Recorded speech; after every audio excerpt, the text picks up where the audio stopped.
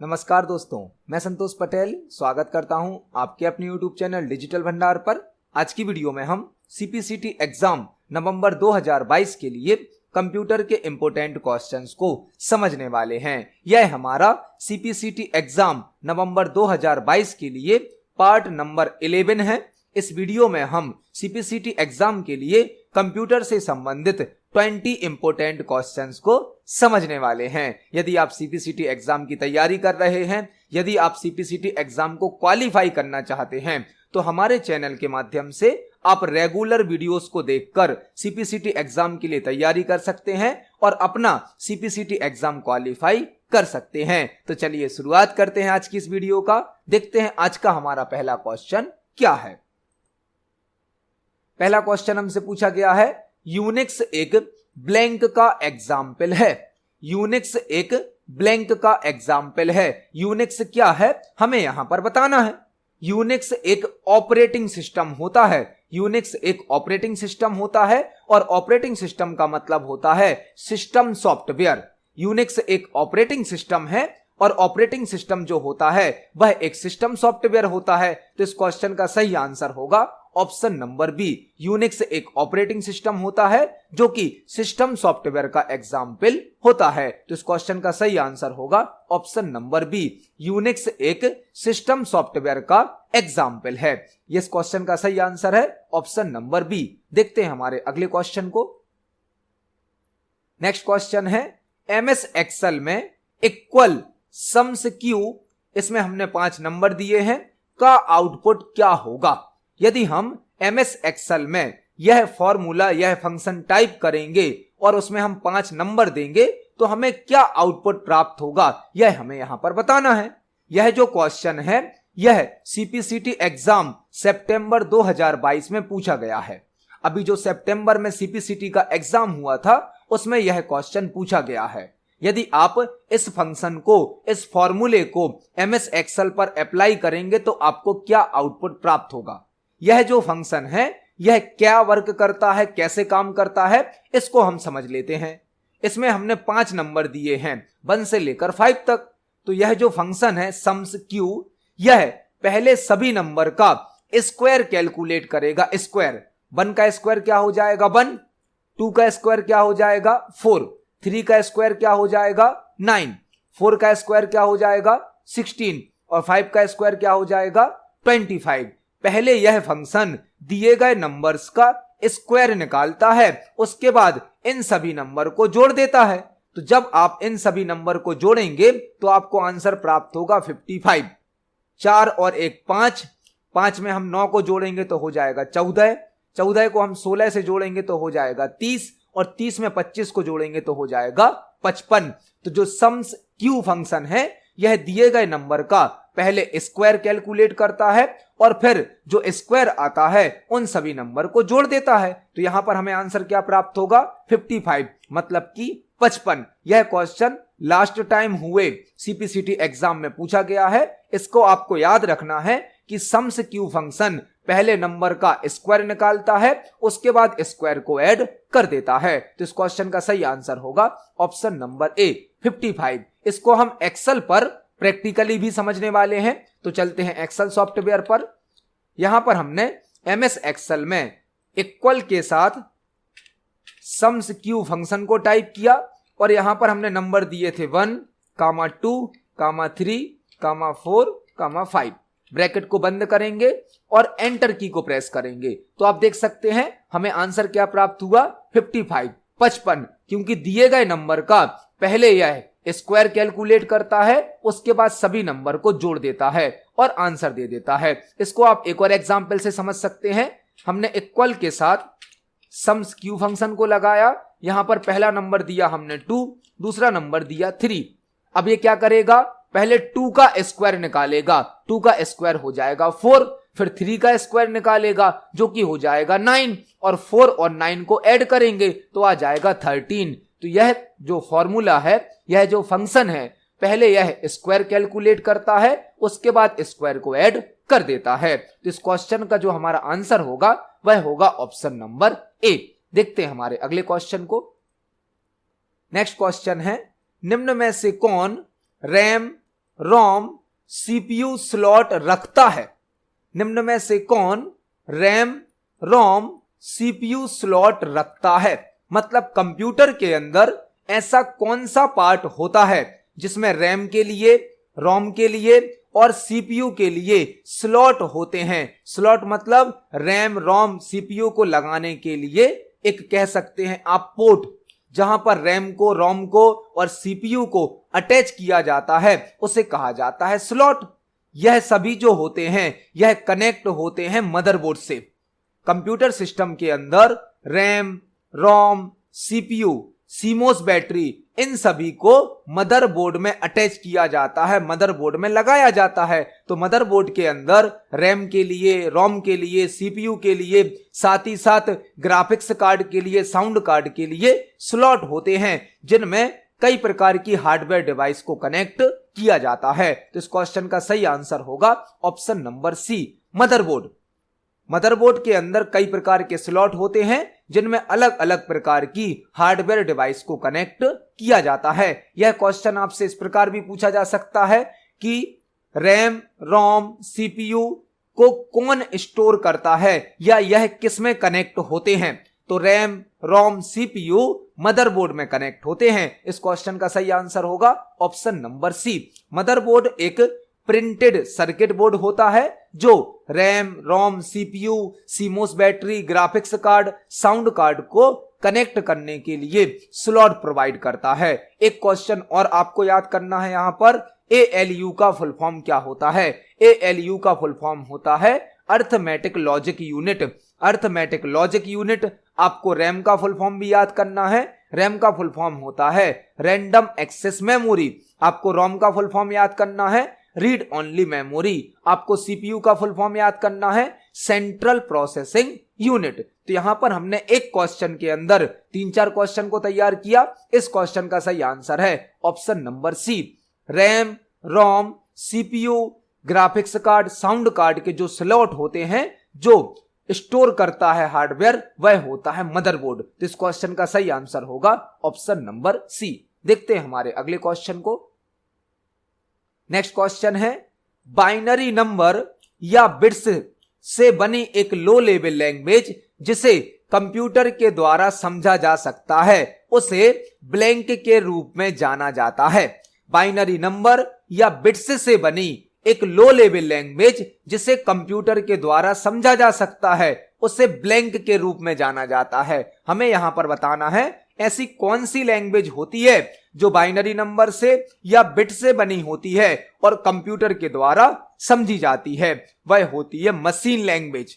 Machine language मतलब 0-1 की language, binary language जिसे लो लेवल लैंग्वेज भी कहा जाता है, और मशीन लैंग्वेज को कंप्यूटर के द्वारा समझा जाता है। इसे ट्रांसलेट करने की आवश्यकता नहीं होती है। आपसे यह क्वेश्चन इस प्रकार भी पूछा जा सकता है कि कौन सी प्रोग्रामिंग लैंग्वेज को ट्रांसलेट करने की आवश्यकता नहीं होती है? वह होती है मशीन लैंग्वेज, क्योंकि कंप्यूटर समझता है 0-1 की लैंग्वेज और मशीन लैंग्वेज को बाय डिफॉल्ट 0-1 में ही लिखा जाता है, इसलिए इसे ट्रांसलेट करने की आवश्यकता नहीं होती है। तो इस क्वेश्चन का सही आंसर होगा ऑप्शन नंबर बी। जो मशीन लैंग्वेज है, बाइनरी लैंग्वेज है, उसे कंप्यूटर के द्वारा समझा जाता है और इसे ट्रांसलेट करने की आवश्यकता नहीं होती है। तो इस क्वेश्चन का सही आंसर होगा ऑप्शन नंबर बी। देखते हैं हमारे अगले क्वेश्चन को। नेक्स्ट क्वेश्चन है, एक बार ईमेल भेजे जाने के बाद इसे आउटबॉक्स फोल्डर से ब्लैंक फोल्डर में लाया जाता है। एक बार ईमेल भेजे जाने के बाद इसे आउटबॉक्स फोल्डर से ब्लैंक फोल्डर में लाया जाता है। यह क्वेश्चन ईमेल से संबंधित है। यहां पर आपको करीब 5-6 क्वेश्चन तैयार करने मिलेंगे। सबसे पहले आपको याद करना है ईमेल का फुल फॉर्म। ईमेल का फुल फॉर्म होता है इलेक्ट्रॉनिक मेल। ईमेल का फुल फॉर्म होता है इलेक्ट्रॉनिक मेल। दूसरा क्वेश्चन आपको याद करना है फादर ऑफ ईमेल किसे कहा जाता है? Father of email, father of email कहा जाता है रे टॉमलिंसन को। रे टॉमलिंसन को फादर ऑफ ईमेल कहा जाता है, रे टॉमलिंसन को, क्योंकि इन्होंने सन 1971 में पहला ईमेल सेंड किया था। आपसे एक और क्वेश्चन पूछा जा सकता है कि पहला ईमेल कब सेंड किया गया था? तो पहला ईमेल सेंड किया गया था सन 1971 में। अभी आपने यहां पर 3 क्वेश्चन तैयार कर लिए। ईमेल का full form electronic mail. Father of email किसे कहा जाता है? रे टॉमलिंसन को। पहला ईमेल किस ईयर में भेजा गया था? सन 1971 में। अब हमसे पूछा गया है, एक बार ईमेल भेजे जाने के बाद इसे आउटबॉक्स फोल्डर से ब्लैंक फोल्डर में लाया जाता है। जब आप कोई ईमेल सेंड करते हैं मतलब भेजते हैं, तो वह कुछ देर तक आउटबॉक्स फोल्डर में रहता है। जब तक आपका ईमेल सेंड नहीं हो जाता है तब तक वह रहता है आउटबॉक्स फोल्डर में। लेकिन जैसे ही ईमेल सेंड हो जाता है वह ट्रांसफर हो जाता है सेंट फोल्डर में। मतलब जब किसी ईमेल को भेजा जाता है तो वह पहले जाता है आउटबॉक्स में और सेंट होने के बाद सेंट फोल्डर में आ जाता है। जब कोई ईमेल हमें प्राप्त होता है तो वह इनबॉक्स फोल्डर में आता है। जब हमें कोई ईमेल रिसीव होता है तो वह इनबॉक्स फोल्डर में आता है। जब हम किसी ईमेल को तैयार करते हैं लेकिन सेंड नहीं करते हैं तो वह आ जाता है ड्राफ्ट फोल्डर में। और ऐसे ईमेल जो हमारे लिए हार्मफुल होते हैं, नुकसानदायक होते हैं, फ्रॉड से संबंधित होते हैं, उन्हें रखा जाता है स्पैम फोल्डर में। और स्पैम ईमेल को जंक ईमेल भी कहा जाता है। तो यहां पर हमने ईमेल से संबंधित करीब 5-6 क्वेश्चन को तैयार किया। हमसे पूछा गया था, एक बार ईमेल भेजे जाने के बाद इसे आउटबॉक्स फोल्डर से ब्लैंक फोल्डर में लाया जाता है, उसे लाया जाता है सेंट फोल्डर में। मतलब इस क्वेश्चन का सही आंसर होगा option number C. Email send होने के बाद उसे सेंट फोल्डर में ट्रांसफर कर दिया जाता है। देखते हैं हमारे अगले प्रश्न को।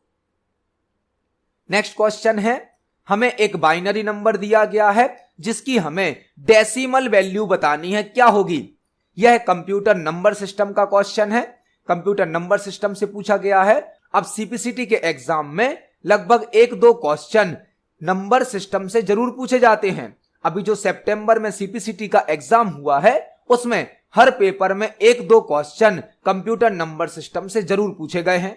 हमें जो क्वेश्चन दिया गया है इसमें हमें एक बाइनरी नंबर दिया गया है और हमें इसकी डेसिमल वैल्यू बतानी है, क्या होगी? मतलब आपको बाइनरी नंबर सिस्टम को डेसिमल नंबर सिस्टम में बदलना है।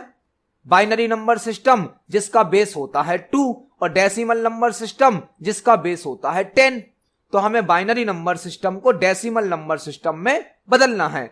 इसको सॉल्व करना बहुत ही आसान है, यह बहुत ही बेसिक क्वेश्चन है। इसको सॉल्व करने के कई तरीके भी होते हैं, लेकिन कॉम्पिटिटिव एग्जाम के लिए और सीपीसीटी एग्जाम के लिए हम आपको एक बहुत ही सिंपल और फास्ट ट्रिक बताने वाले हैं जिससे आप इस क्वेश्चन को बहुत ही आसानी से और कम समय में सॉल्व कर सकते हैं। आपको जो भी बाइनरी नंबर दिया गया है आप उस बाइनरी नंबर को लिखें। हमारा बाइनरी नंबर है 1 1 1 1। 4 बार 1 दिया गया है। हमें इस बाइनरी नंबर पर अपनी एक सीरीज अप्लाई करनी है, अपना एक सीक्वेंस अप्लाई करना है। आपको सीरीज को राइट साइड से लिखना है, राइट साइड से, और 1 से स्टार्ट करना है। सबसे पहले 1, फिर डबल करेंगे तो 2, फिर डबल करेंगे तो 4, फिर डबल करेंगे तो 8। यदि और नंबर होते क्वेश्चन में तो हम 8 के बाद आ जाते 16 पर, उसके बाद 32, 64। इस प्रकार से हम सीरीज को बढ़ाते जाते। अब इस सीरीज में आपको क्वेश्चन में जहां जहां पर 1 मिल रहा है उन नंबर को ऐड कर दीजिए।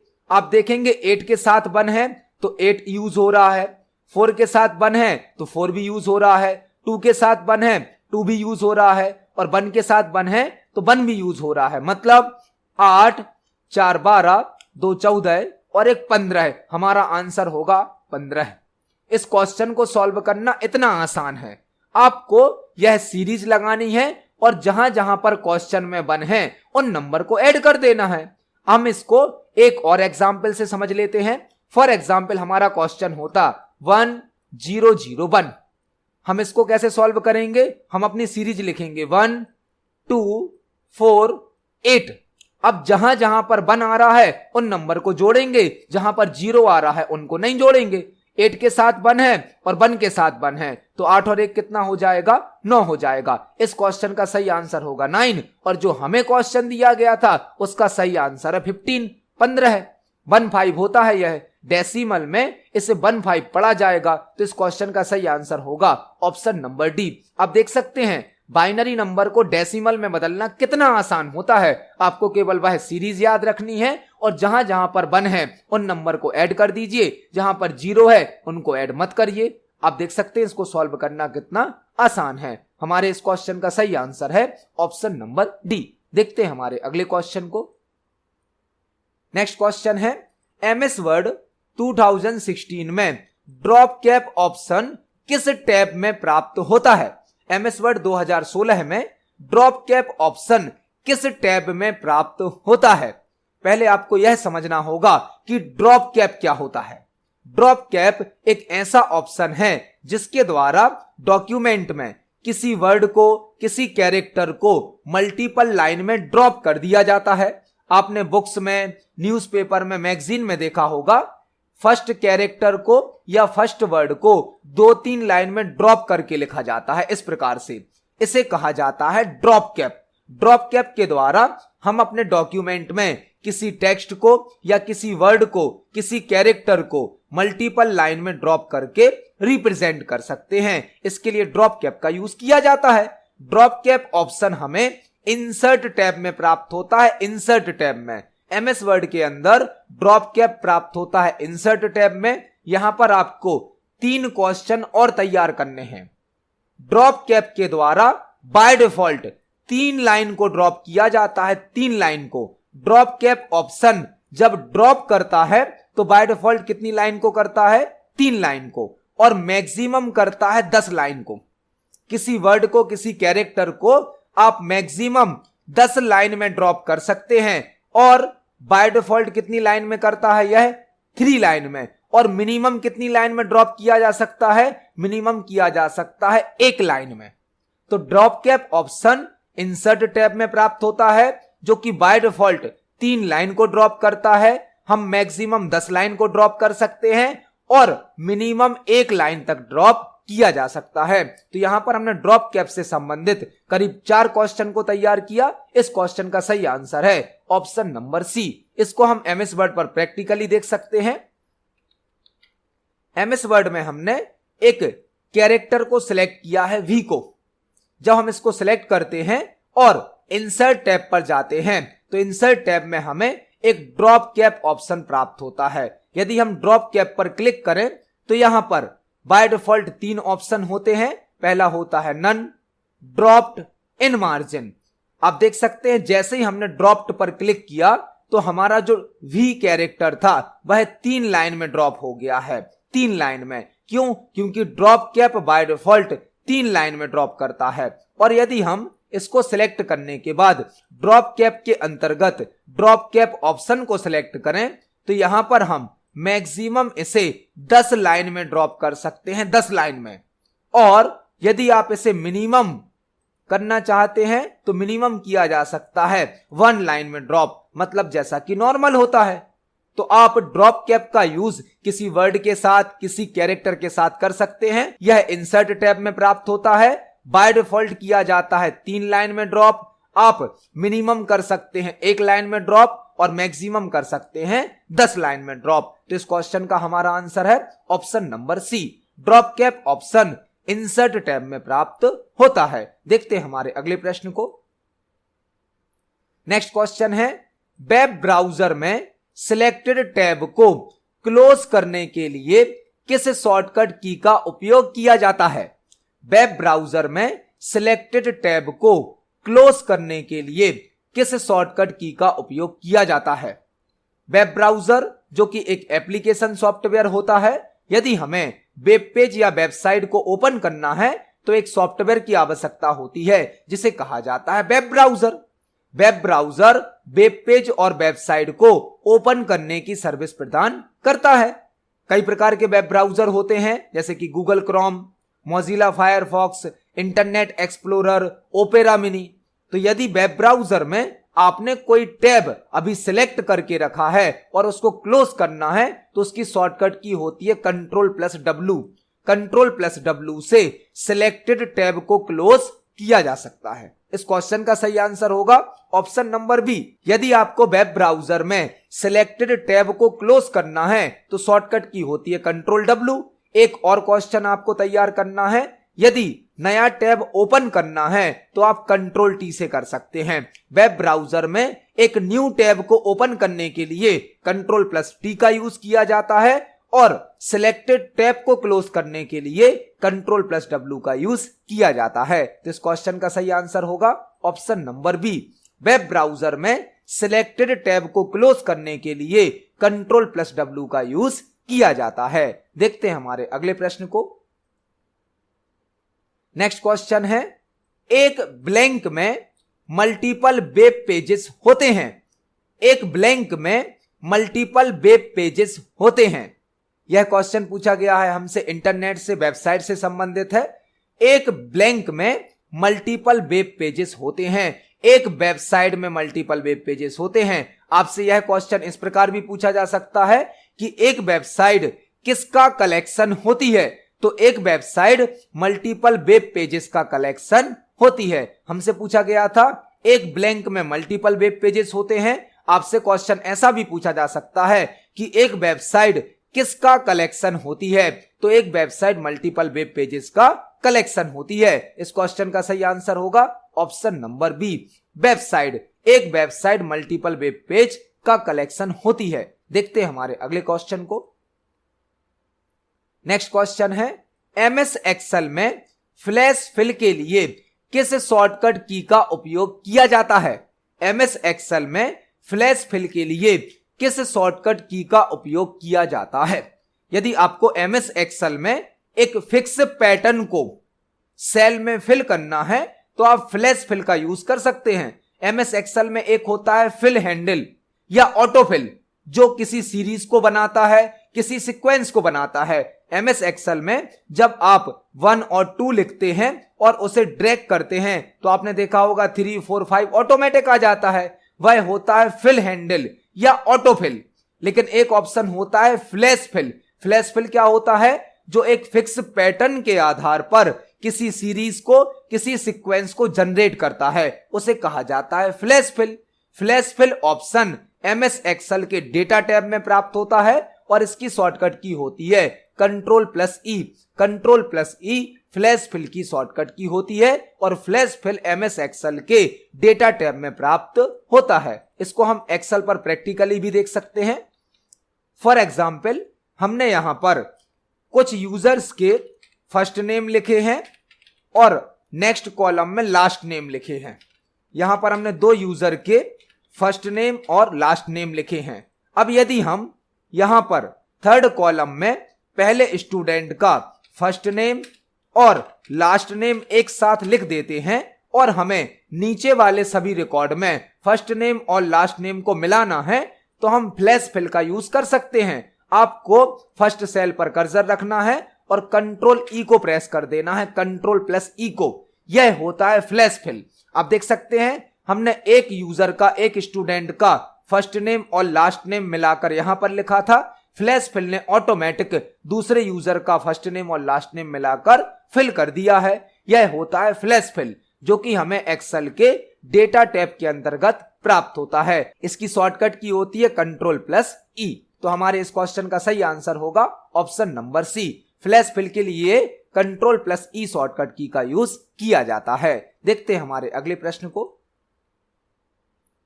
नेक्स्ट क्वेश्चन है, डेस्कटॉप स्क्रीन पर शो होने वाले स्मॉल ग्राफिक्स को क्या कहा जाता है जो किसी ऑब्जेक्ट को रिप्रेजेंट करते हैं। डेस्कटॉप स्क्रीन पर शो होने वाले स्मॉल ग्राफिक्स को क्या कहा जाता है जो किसी ऑब्जेक्ट को रिप्रेजेंट करते हैं। डेस्कटॉप स्क्रीन पर आपने देखा होगा स्मॉल साइज के ग्राफिक्स शो होते हैं जो किसी फोल्डर को, किसी फाइल को, किसी सॉफ्टवेयर को रिप्रेजेंट करते हैं। उन्हें क्या कहा जाता है? आइकन्स। डेस्कटॉप स्क्रीन पर शो होने वाले स्मॉल साइज के ग्राफिक्स जो किसी ऑब्जेक्ट को रिप्रेजेंट करते हैं उन्हें कहा जाता है आइकन्स। तो इस क्वेश्चन का सही आंसर होगा option number B. Desktop screen पर शो होने वाले स्मॉल साइज के ग्राफिक्स जो किसी ऑब्जेक्ट को रिप्रेजेंट करते हैं उन्हें कहा जाता है आइकन्स। तो इस क्वेश्चन का सही आंसर होगा ऑप्शन नंबर बी। देखते हैं हमारे अगले क्वेश्चन को। नेक्स्ट क्वेश्चन है, निम्न में से कौन एक आउटपुट डिवाइस है? निम्न में से कौन एक आउटपुट डिवाइस है?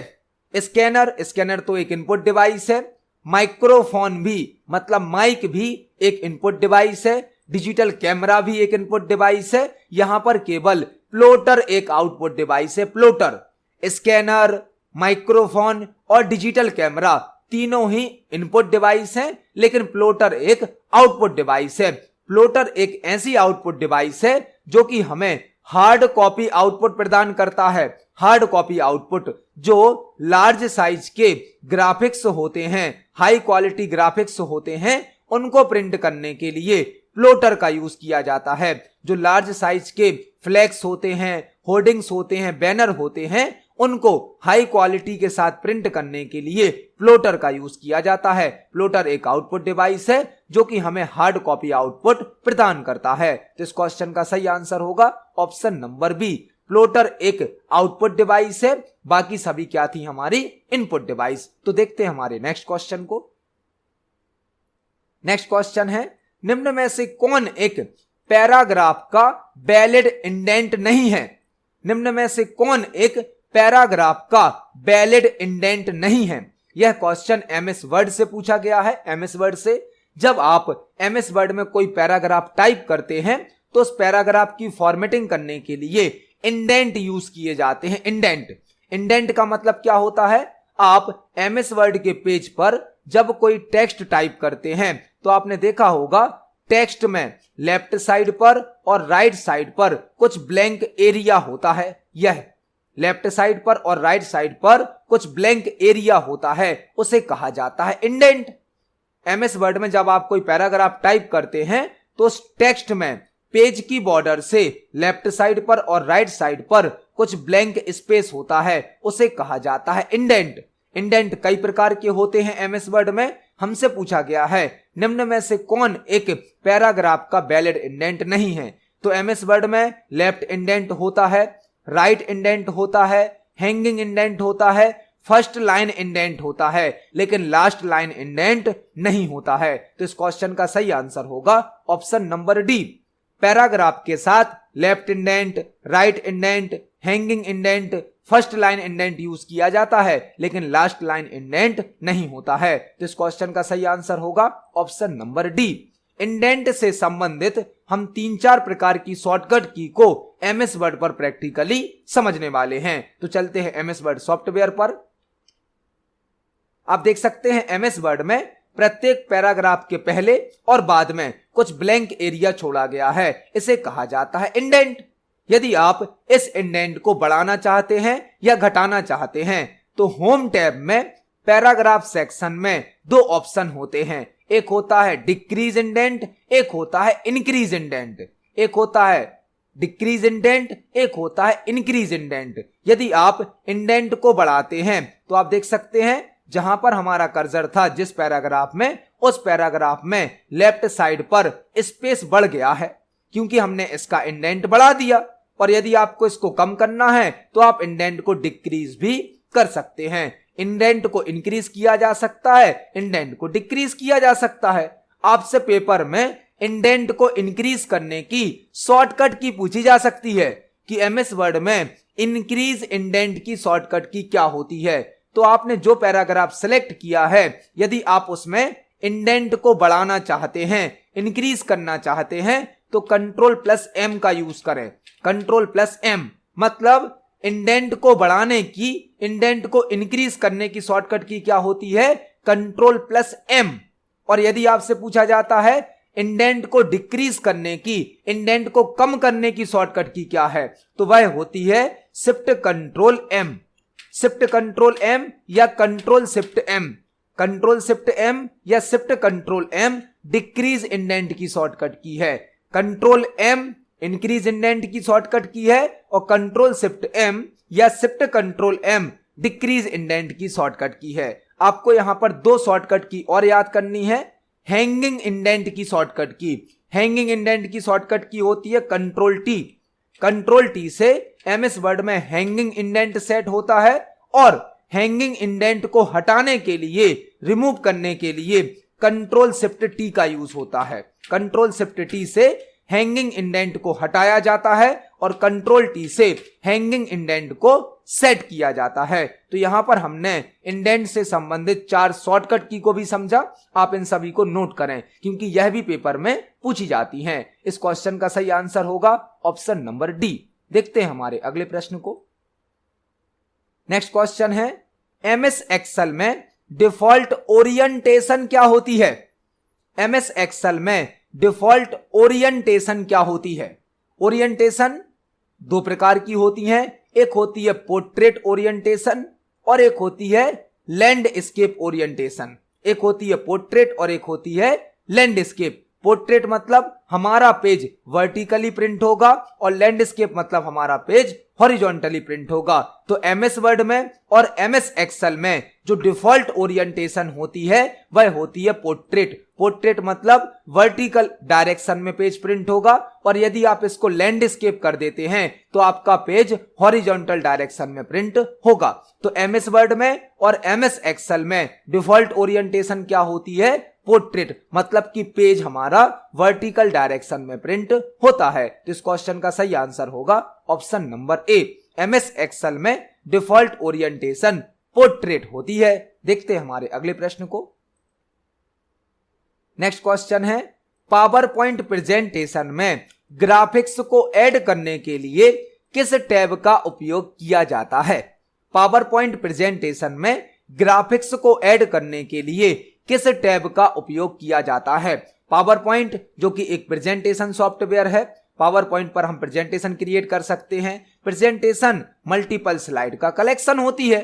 हमसे पूछा गया है यदि हमें एक प्रेजेंटेशन के अंदर ग्राफिक्स को ऐड करना है। ग्राफिक्स मतलब कोई पिक्चर, कोई शेप, कोई चार्ट, कोई स्मार्ट आर्ट, तो हम कौन सा टैब यूज करेंगे? यदि आपको प्रेजेंटेशन के अंदर कोई भी टाइप का ग्राफिक्स ऐड करना है तो इंसर्ट टैब का यूज किया जाता है। इंसर्ट टैब का, इंसर्ट टैब प्रेजेंटेशन में पिक्चर को, शेप को, चार्ट को, स्मार्ट आर्ट को, साथ ही साथ ऑडियो और वीडियो को ऐड करने की सुविधा देता है। तो इस क्वेश्चन का सही आंसर होगा option number D. Insert tab के द्वारा प्रेजेंटेशन में ग्राफिक्स को ऐड किया जा सकता है। देखते हैं हमारे अगले क्वेश्चन को।